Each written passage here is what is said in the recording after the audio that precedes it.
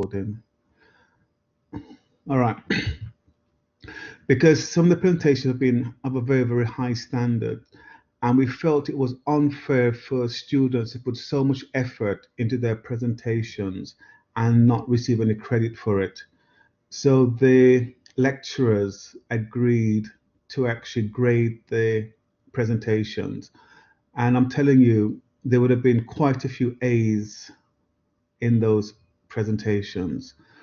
So it's actually to your disadvantage that we're not going to be grading those presentations. But I can see the rationale behind it, because basically it would have been unfair to the previous students because they wouldn't have had the opportunity to have their presentations graded. So they would have lost out. So we're going to try and implement that in the next academic year. It doesn't mean that you shouldn't try hard at your presentations and try and maintain the high standard, right? Because as doctors, you're going to always be expected to present. So it's a good skill to develop. So as I said, I will distribute the topics for you, and then you can present. You'll have a timetable as well for your presentations, so you'll know when you're actually going to do your present. You'll have the topic and also the date of your presentation. Now, regarding your end of clerkship exams, I'm just going to confirm. You should have all seen the student timetable. So your MCQ exam will be on the 14th of October at 8 o'clock in the morning. For the MCQ exam, we actually want you to have your videos on whilst you're doing the exam. And it may seem complicated to you right now, but it's actually very, very easy.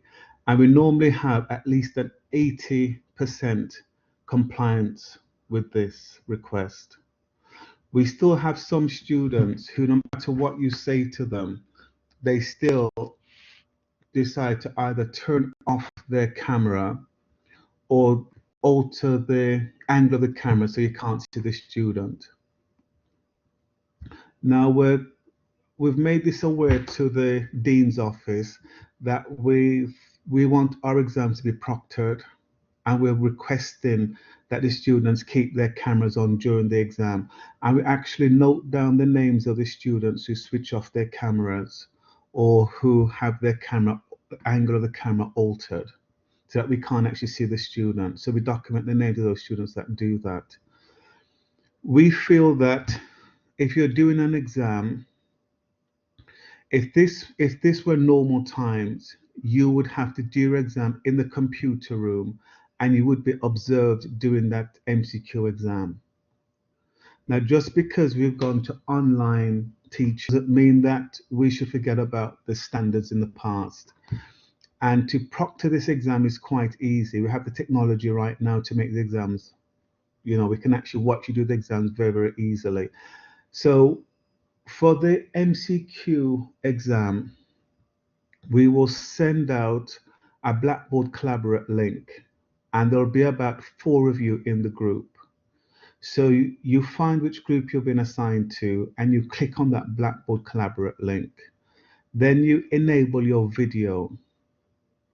If you have problems with bandwidth, then you can use your phone for the Blackboard Collaborate link, and then use your laptop to access the MCQ exam, which is administered through ORVLE. So you have the option. If you have good bandwidth, then you can use your laptop for everything. If the bandwidth is lacking, I would suggest use your phone with its video camera enabled for the Blackboard Collaborate, and then use your laptop for the MCQ exam. And as I said, we have 80% of the students who do this without any problems whatsoever, but we still have that 20% who, unless they're forced to, they're not going to have their cameras on. They want to do the exam with no one watching them whatsoever. All right, so we will find out which group you fall into when we do the MCQ exam. Are there any questions on that? No questions. By the way, this will eventually become mandatory because they're already looking at the software to make it mandatory.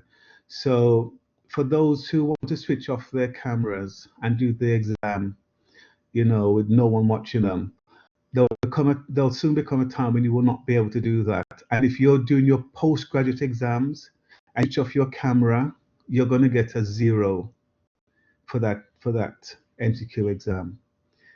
All right, because that is what's happening now around the world. Because the Royal College of Ophthalmologists, they have moved all their MCQ exams to the online format. And they have a similar system where you have to have your video camera on during the exam. And if one of the candidates decides to switch off their video, they automatically get a zero for their MCQ, and then they have to repeat the exam. And I hope that in the future, this is what happens at the University of the West Indies, that at some point in time, they're going to take it seriously. And for students who switch off their cameras, they'll be asked to repeat the exam. All right. Are there any questions on the MCQ exam? Yeah, far away. Hi, good morning. How Good would morning. that work in terms of connectivity issues? Like, let's say the internet drops. Yeah, I mean, that is the problem that probably affects about 10% of students. So what you do, if you have an internet problem, what I would suggest you do is either send me a WhatsApp message or use the chat feature of Blackboard Collaborate and just say that you're having internet connection issues. All right, because that is why I said to you at the beginning that it's best to use your phone for the Blackboard Collaborate and then use your laptop to access the MCQ exam.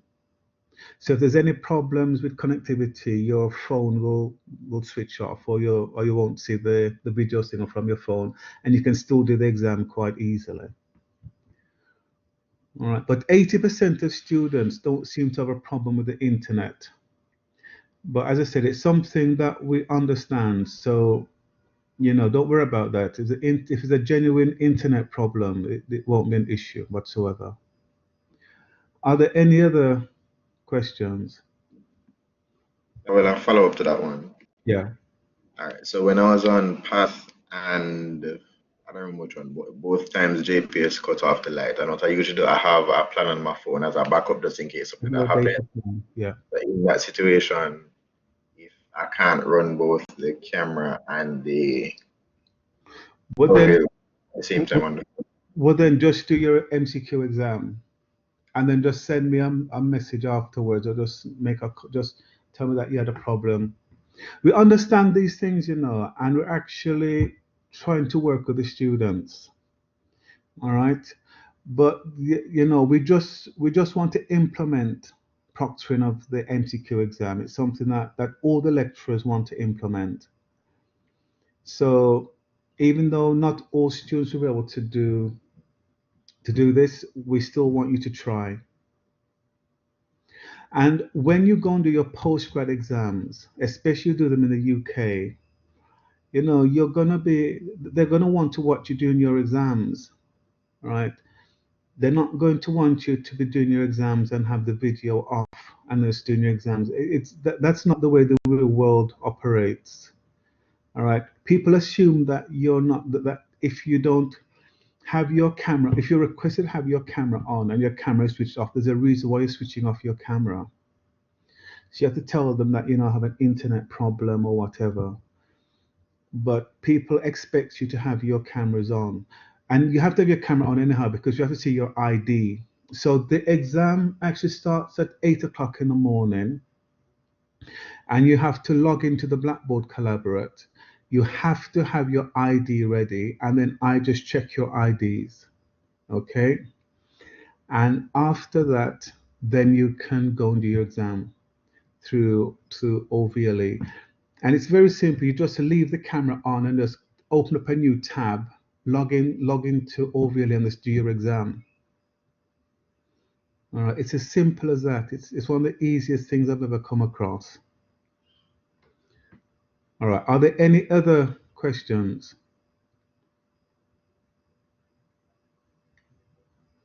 All right. So your oral exam will be on Friday, the 16th of October, and that will also start at 8 o'clock in the morning. You have to have your cameras on for this exam as well. So all our online exams, you expect to have your cameras on. And the oral exam is going to be two parts. It's going to be the fundus exam followed by the oral exam. The fundus exam, we're basically going to show you photographs of the fundus and you're going to be able to comment on that. And after that, we'll do your oral exam, which was previously the OSCE exam. Now, I want to ask a quick question. I'm going to take a quick poll. All right. Okay. And the question is, how many of you own an ophthalmoscope?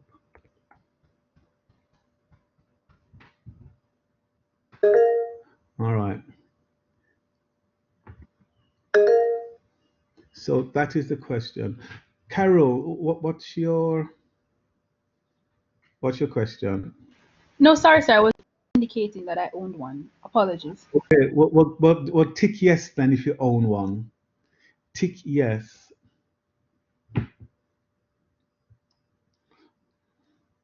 Okay, so the no's have it so far. I think the no's are going to win. No response means you're not really present. It means that you're not really, you've just got your laptop on, you're not really listening. So four of you are not really, or three, two. So two of you are not really here. You're just logged in, but you're doing something else. Okay, so the no's have it. All right. Prior to this COVID pandemic, you had to examine a patient with your ophthalmoscope. See, everyone had to have access to an ophthalmoscope. So the 16 people who do not have an ophthalmoscope, you'd have been at a big disadvantage. Is there a question? Who put their hand up? Sorry, doctor, that was a mistake. Okay, all right. Okay. So basically part of the funnest exam was to go through your ophthalmoscope. So that was part of the funnest exam. And we realized that so many students did not have an ophthalmoscope that it was actually unfair to actually have that as part of the exam, because for those who had the ophthalmoscope, you would have scored more poorly than your peers. So we've had to alter the funnest exam to accommodate the fact that so many of you do not own an ophthalmoscope. I'm going to show you my ophthalmoscope that I bought as a medical student. Can you see that? See that? That's my Keeler ophthalmoscope that I bought as a medical student. I still have it. This is one of the few things that I still own from my medical student days is my ophthalmoscope. All right. So I would advise you to actually buy an ophthalmoscope. You can actually buy it as a combination ophthalmoscope and otoscope. That's how I would do it. Hang on, where can I get a new battery from my ophthalmoscope? So what brand is your ophthalmoscope? What brand is it? There was a question. Let me, okay. Oh, Welch Allen. You have to contact Welch Allen, or I'm sure you can get it online. I would just Google battery for it for the Welch Allen, and you'll be able to buy it on Amazon or eBay. So I'm not sure. I mean, I would personally try Amazon first of all. And I would also recommend having the rechargeable ones because they last forever. They have a very, very good lithium battery in them. So you don't have to worry about buying batteries. So get the rechargeable ones. All right. So with your online exam, you're going to have to again show your ID. So have your ID ready at the start of the exam. So just show the examiners. There should be at least 4 examiners for that. So you're going to split into groups, into 4 groups. So you will know beforehand because there'll be a Blackboard Collaborate link that you have to click onto, and then you can join the group. All right. That has actually worked very well so far. We've had no real issues with the oral. We've had a couple of students that have had internet connection problems, and even had so far. I think there've been 2 students that have not been able to complete the exam on the day because of internet problems, and they had to reschedule the exam. Every other student, either they've come back later or they've used some data plan, but they've all been able to complete the exam. And because your schedule is so busy as a student, I would advise that you try and complete all your exams. We don't want to go into another clerkship and then have to worry about doing ophthalmology exams. Really try and just finish your clerkship, and then you can move on to your new clerkship. Are there any questions about the online exams? None whatsoever? All right. Some students actually, yes, far away. Sorry, Doc, but in the online exam, what is the duration of it? Yeah, that's actually, I was just about to say that students normally want to know how long the exam is. The MCQ exam, that's a half an hour exam, and there are 30 MCQ questions. For the online phonics exam, that's usually about 5 minutes. It's not a very, very long exam because they're just basically showing you photographs, and then you're just giving your spot diagnosis or just giving us a comment. The oral exam is normally about 10 to 15 minutes. It just depends. All right. So the exams are not very long, but you'd be surprised how much you can be asked in such a short period of time and how many topics you can cover in a relatively short period of time. I always give a review session, so I would advise that you attend that review session, and then we'll go over some of the more important topics with you. That will be on the 7th of October. Okay. Are there any other questions? All right. I want to go through the ophthalmoscope with you. Do any of the students have a functional ophthalmoscope with them? Because I like it when a student actually shows their ophthalmoscope. If not, I'll have to show my old ophthalmoscope.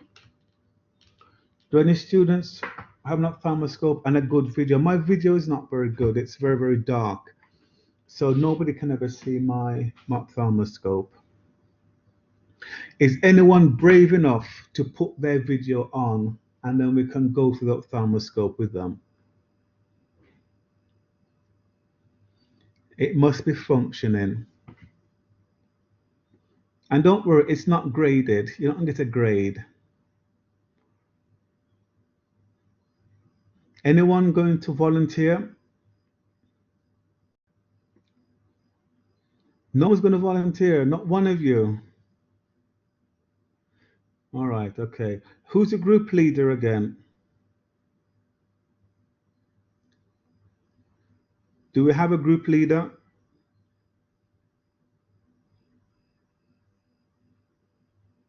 That's a question. It's not rhetorical either. I expect an answer. Do you have a group leader? So who's the group leader?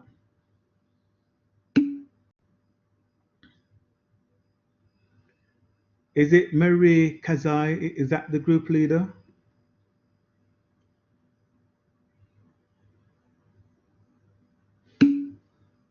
Okay, all right.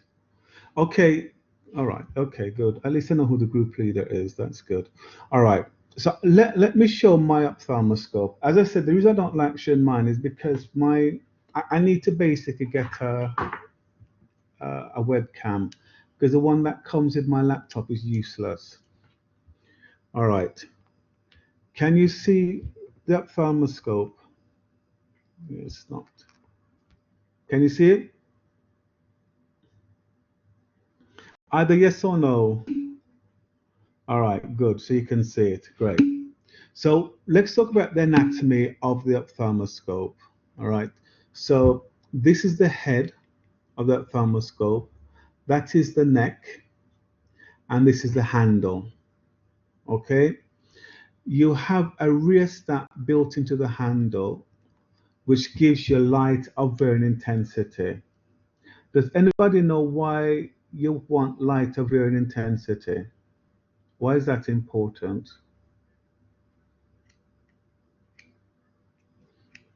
One does have a single, one does have light of one intensity. Why do we have light of varying intensity? All right, someone, I want you to actually speak. We're all able to speak here. So unmute your Good mic. morning. Good morning, sir. I was just thinking maybe to check the reflex of the iris. So you'd want like a highlight to see if the iris would cause the pupil to get smaller, or you'd want a lower light to see if it would dilate the pupil. To check that specific reflex. All right, that's a good point. But the reason we have light of varying intensity is you can have patients with medial opacities. So you can have a patient with a vitreous hemorrhage or a cataract. She has to have light that can actually go through a moderate cataract. So that is why you have light of varying intensity. Sorry, 1 second.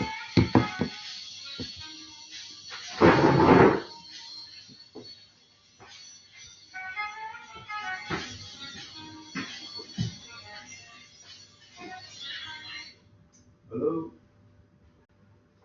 Hi. I'm actually teaching students right now. Let me call you back. All right, good, thanks.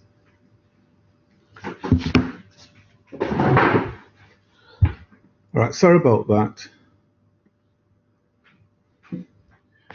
All right, so I was basically saying the reason why I have a rheostat in here is because you have patients who have medial opacities. And let's say you examine a child who, children tend to be quite photophobic. You wouldn't want to have a very bright light to examine a child because they're going to pull away from you. So that's basically why you have light of varied intensity. You also, it's not working that well with this, but you also have different size apertures. You have large aperture, so you have a large, middle, and a small aperture. Why do you have different size apertures? What's the function of that? Why not one single spot size? I think it's for different pupil sizes, Doc. Absolutely correct. If someone is dilated, you have the maximum spot size. All right. If they're undilated, you should have the smallest spot size. The reason is if you have a large spot size and you try to examine someone who's undilated, the pupil is going to constrict. So that is the issue. That's the main problem, to avoid pupil constriction.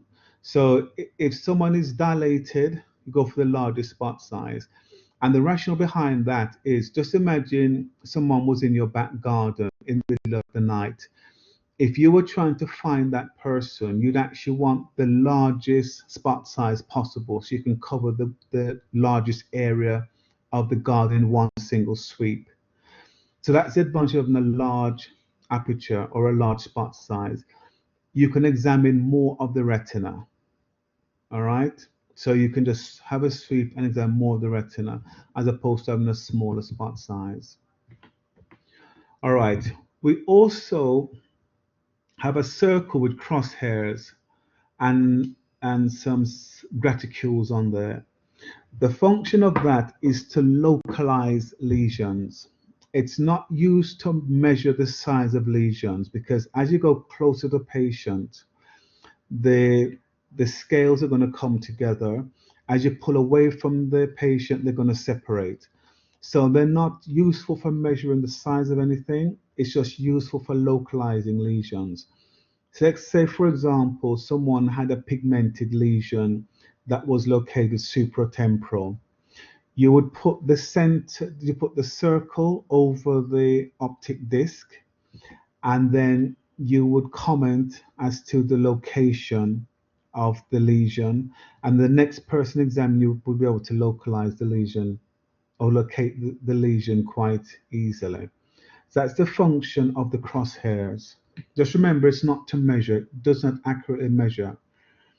You also have a slit lamp or a slit beam. It's similar to the beam on a slit lamp.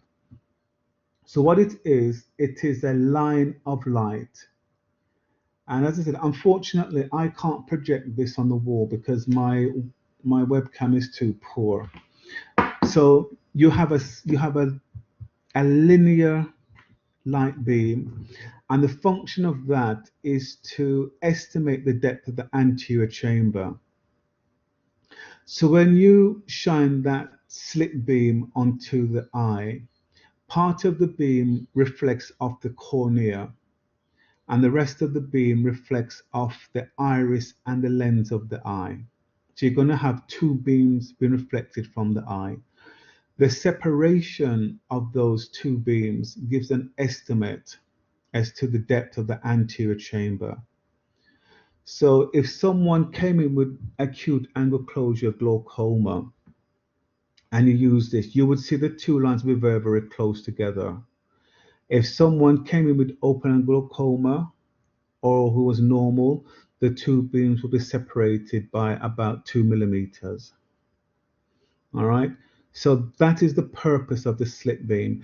It doesn't work that well on your ophthalmoscope, but on the slit lamp, it works very, very well. It's just basically the amount, the light intensity is much greater with the slit lamp.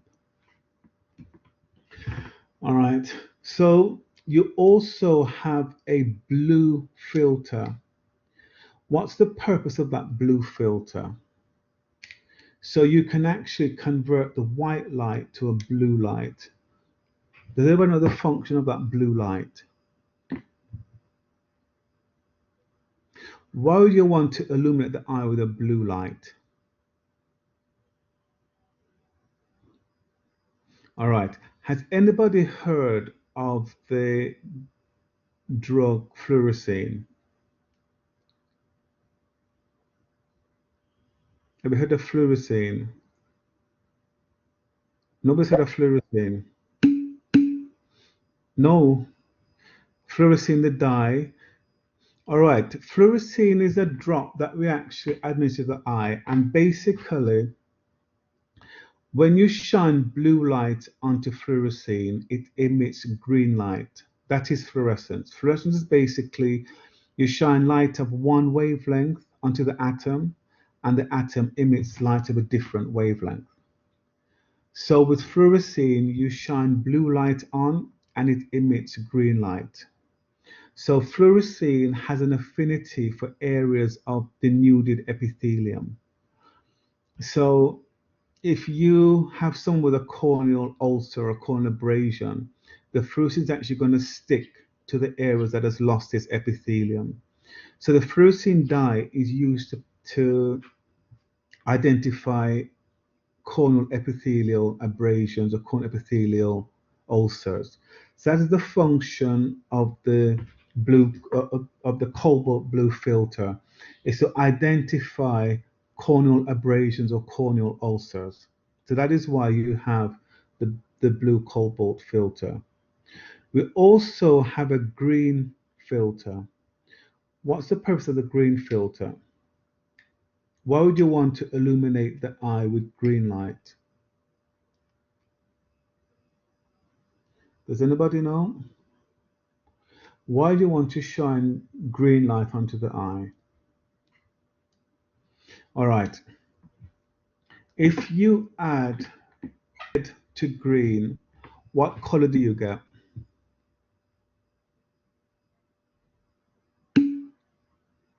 Someone said brown. It's actually a black purple color. So it's practically black. So the reason why you use your green filter is to identify blood in the fundus. All right.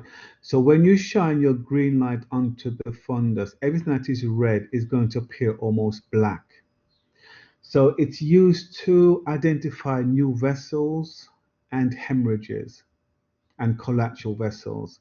So if you have someone who is diabetic and you think they have new vessels, you would actually use your green filter, and that would help to identify the areas of hemorrhaging or new vessel formation. So the green filter is actually very, very useful, especially if you're inexperienced, because when you have the contrast of blood appearing black, it's very easy to identify new vessels and hemorrhaging. Okay, so that is I can't believe it. I'm just speaking here, and my iPhone has actually been listening to my conversation, and it's actually said, "Hey Siri, easy time, 25 new vessels and hemorrhaging." And it's the message from Siri is, "I didn't get that. Could you try again?" Isn't that incredible that the iPhone is listening to my conversation? Wow, that's scary. That's very scary. All right. Okay, then. Good. So that is the function of the green light.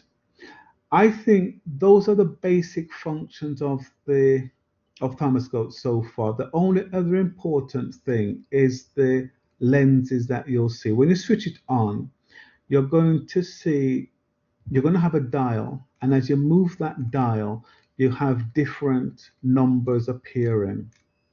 Does anybody know what's happening? So you're moving a dial and you're getting different numbers. What do those numbers represent?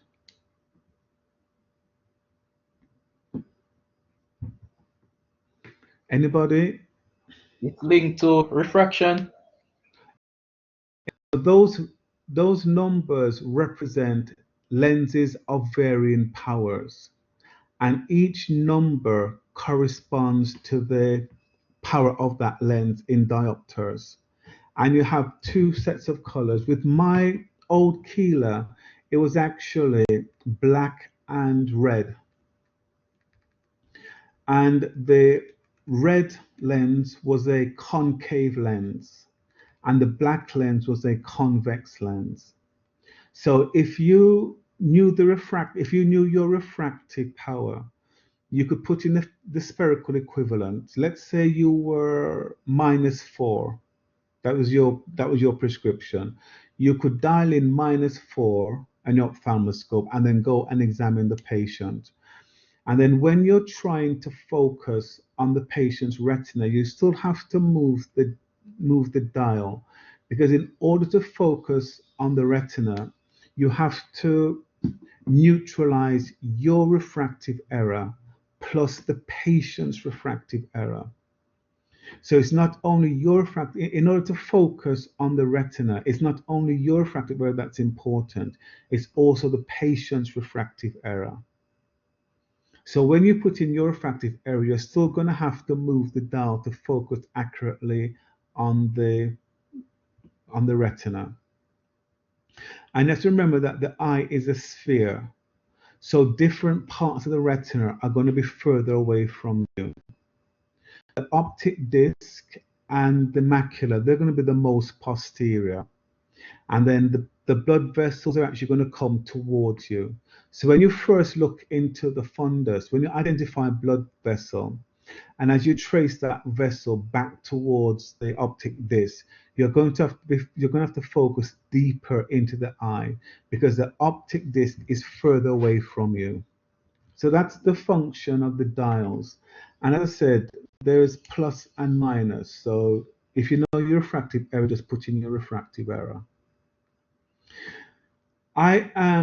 This ophthalmoscope has been one of the best things that I've ever purchased. I've used this for quite a few years. I'm not going to tell you when I was in medical school, but I've used this for quite a few years. I've used it not only as a medical student, but I also used it when I did my ophthalmology residence, and I also used it when I did my exams as well, my ophthalmology exams. And I never had to replace it. I've used the same ophthalmoscope from I was a medical student. And the Keeler is actually not even the top of the line. The top of the line is probably the Welsh Allen or Heine. They they probably make the ophthalmoscope with the most features. But you don't need a very fancy ophthalmoscope to examine the fundus. You can even examine the fundus with a pocket ophthalmoscope. So it's not really the quality of ophthalmoscope, it's using it on a regular basis. That's what makes the difference. So if you had a pocket ophthalmoscope that you used every single day, you become more proficient than someone who had a very, very fancy Walsh and ophthalmoscope and they only used it a couple of times a month.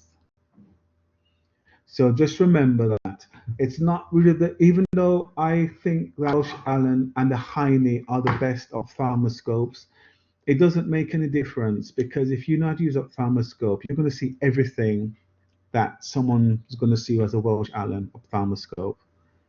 It's just practice. All right. Are there any questions? All right. Fire away. Okay, Doc, I have a question relating to as to when we come back to UE. Is there a plan for us to have like in-person ophthalmoscope classes that we can get the practice? I would welcome that. And anytime we return to normal, you just contact me and we will arrange that for you. And that's a very, very good point. So we'd love to do that. Okay. Are there any other questions? Hi, morning again, Doc. Morning. All right. So when I was on IMP and they were teaching us how to use the ophthalmoscope, they recommended that to set the first set the number initially. You should look at your hand and focus on the lines, make sure you can see clear. Is that recommended? All right. There are various recommendations, and I said, I mean, there's no hard and fast rules. The two main recommendations are you set the ophthalmoscope to +10, and then you look at your hand, and then you look at the patient. The reason why they say +10 is that that's basically a magnifying lens. All right. But what I tend to do with my ophthalmoscope is that I just set it to my refractive error. So I'm about minus, let's say I'm about -4. I just set it to -4, and then I go and then I check for the red reflex. So that's quite important. You should always check for the red reflex. The red reflex is basically the reflex of the retina, and it's going to be your target. So when you see the red reflex, that is what you're aiming to look at. So I would set it to my refractive error and then look at the red reflex and then just go in. And then once I'm not going to give the distance because it varies, but once you go into the patient, you're going to see a blood vessel first of all. And then once you see that blood vessel, then you start focusing on that blood vessel and then take it from there. So you can look at your hand, but if you're going to look at your hand, just set it to +10. You don't have to play around. Just +10, look at your hand, and then look for the red reflex, and then do your phonoscopy exam. All right. And if you don't wear glasses, then you could just set it to 0, and then go and look at the fundus. It's what works for you. As I said, it's not there are no hard and fast rules for this. Are there any other questions?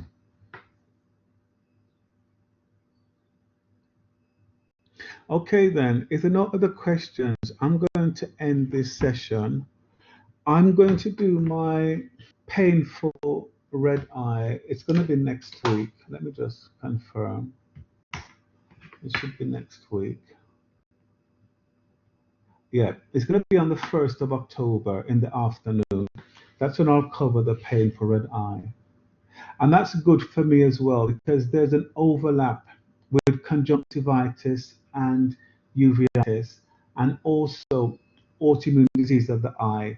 So there are three topics that actually overlap with the painful red eye.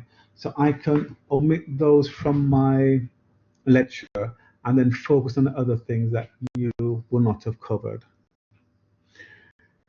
I have to say welcome to ophthalmology again, and I hope that you enjoy the clerkship. If you have any comments or if you have any concerns, you can always contact me. All right. We have a WhatsApp group as well, obviously.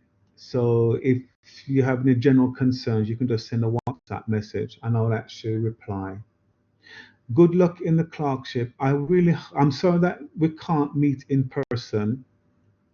I mean, that has been the really bad thing about COVID pandemic is that we've actually lost that the interaction that we normally have with students because online is not the same as being in person because medicine is all about patient care at the end of the day. It's all about interacting with your patients, and when you're doing something online, you're missing out on that.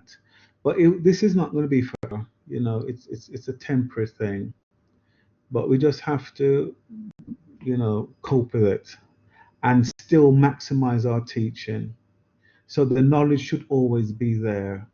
Even though you may not have the practical experience, you will have the knowledge. And then once we return to normal, we will welcome any student to our clinics. If you want to learn how to use your ophthalmoscope, you're welcome to come to our clinics. All right. So I'm going to end the session there if there are no further questions. Okay, then. So have a good morning.